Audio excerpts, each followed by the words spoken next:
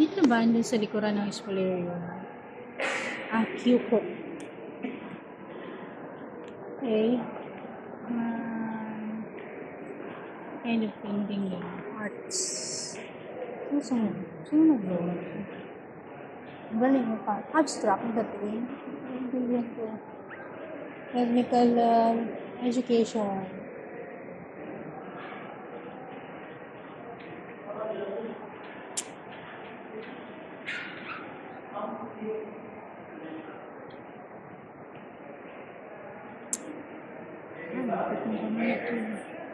Malikot yung pagkakakuha ko. Shaky.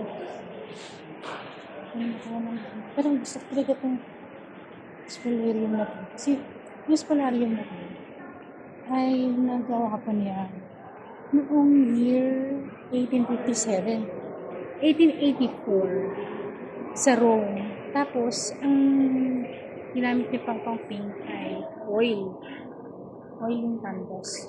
So, kuha ka no. Nakakita ko itong masigaw na gano'n.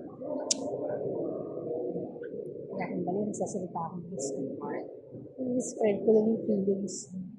Nakakita ng real life painting sa award ng mga tao.